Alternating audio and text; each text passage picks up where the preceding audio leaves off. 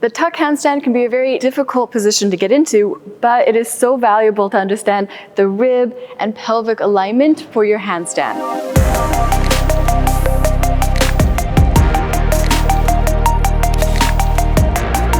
Even if this feels difficult at first, when you do your tuck handstand and you bring your knees close to your chest, that forces your pelvis into retroversion and engages your rib cage to close. This is key for your handstand alignment. But you don't need to have this position freestanding to already start your tuck handstand. Bring it to the wall to use the wall as a guidance and as a spotter so you can get into this position. Start by sliding one knee down the wall. The goal is to maintain your handstand alignment while finding mobility in your hips and resisting with your shoulders to bring your knees into that tuck position. Push harder to counterbalance the weight of your legs, keeping your shoulders open, and isolate the hip movement so that only the legs move while the pelvis stays stable. Another really cool drill to understand the pelvic alignment in the tuck position is to do a squat on the wall. Setting up for this, you're gonna bring your feet very close to the wall, and your knees are going to be underneath your hips, so not wide, and your toes are not turning out. Keep your arms fully extended, opening your shoulders so that your chest stays close to the mat. And then you're going to tuck your pelvis into retroversion. So I'm tucking my tailbone, getting my back as flat as possible, compressing my rib cage in. From there, I'm going to maintain that position and squat down the wall as far as I can. You'll notice that very quickly, my knees hit the wall. This is the position you want to feel, that your pelvis is staying in retroversion and you're forced to open your shoulders. It's going to feel very difficult, but this really engages the right muscles that we need in the handstand. You might want to arch the back to try to slide lower down the wall, but that defeats the purpose of this drill. You want to keep your knees forward and tuck your pelvis and fight to continue to open your shoulders, maintaining that retroversion in your pelvis. Another key element in the tuck handstand is your shoulder range of motion. If you have tight shoulders or limited overhead range of motion, and you're stuck in a closed shoulder position, you're not going to be able to engage your core or your ribs to compress in, and then you will not be able to get your pelvis tucked. We need to work on the shoulder mobility so that you can gain that range of motion, fully open your shoulders, and that creates space for your rib cage to compress in, and then you'll be able to tuck your pelvis in retroversion. Here are some key drills you can use to open up your shoulders and your lats. One of the drills that is quite simple but yet very effective is the puppy dog pose, but specifically focused on the handstand alignment. So you're going to bring your knees underneath your hips, so not super wide, and then you're going to walk your hands out.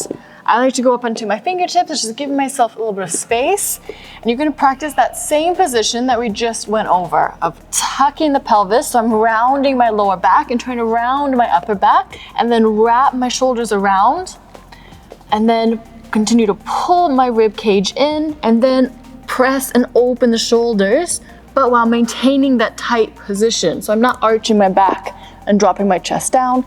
I'm pulling my ribs in, keeping my pelvis in retroversion, wrapping the shoulders, and breathing through here, trying to open up the shoulders, lengthen the spine while maintaining that tension throughout my spine.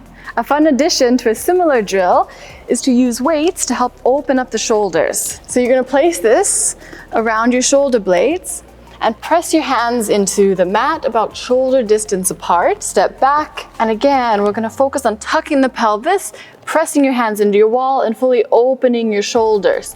So I'm not collapsing through my back or my lower back. I'm maintaining, keeping my pelvis tucked, opening, pressing through the shoulders, working against the weight to help strengthen the shoulders. You can also do some opening the shoulders and then close again. Back and forth. Can also feel nice and help strengthen and get that active mobility. One of my favorite drills to build the shoulder strength and mobility is a thoracic extension, but the setup can be a little bit tricky. You need some padding to go underneath your shoulder blades. From here, you should be able to fully extend your shoulders with the padding underneath your shoulder blades, not underneath your lower back. And this elevation allows you to get that thoracic extension that we need in the tuck handstand. So you're gonna pull your knees into your chest and then lift your hips off the floor.